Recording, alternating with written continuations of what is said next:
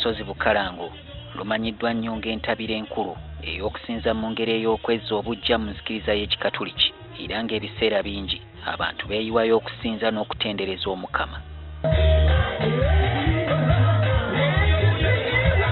Olwaleero mu ngeri ey'enjawulo Kereziya esabidde amaka.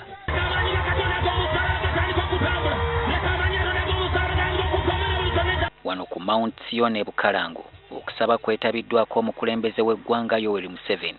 Akulira ekifo kino Musenyoli Expedito Magembe asiimye emirembe egyaleetebwa gavumenti ya NRM n'ategeeza nga bwe kibayambyeko okubunyisa enjiri. Kubanga tutandikwadde kubeera wano ne tuleekana n'ekiro ne tukeesa n'ekiro ng'abasujju bonna bali eyo ffe ne basobola kutukwatako. Ono ategeezezza omukulembeze ng'abantu abajja mu kifo kino bwe baba abawanguzi. Tewali ava wano natayitamu. Museveni bamuwonzeeyo eri Namugereka akalulu ka 2016 akawuute buva. Ate n'abalonzi obawa omukisa naddala mukadde waffe azze wano tulangirira okuwangula okulonda. Pulezidenti Museveni naye atenderezza Kereziya olw'okwagazisa bamusaayi muto okutya Katonda. Ndi musanyufu okulaba nti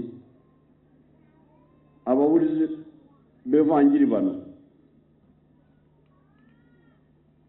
baleetedde mmwe abaana abato okwagala eddiini. Ku kwagala Katonda abavubuka bakubiriza okukola nga balabira ku bannaddiini mu kitundu kino abakola emirimu egitali gimu. Awaddeyo obukadde 520 okuyambako okuyitimusa omutindo gw'ekifo kino. Mugamba nti ngenda kufunayo obukadde 500. Gye buvuddeko katono ekibiina ekitaba enzikiriza kyavaayo ne kirabula bannaddiini okweyingizayingiza mu byobufuzi ebyawulayawula mu bantu. Solomon Kaweesa, NTV Akawungeezi.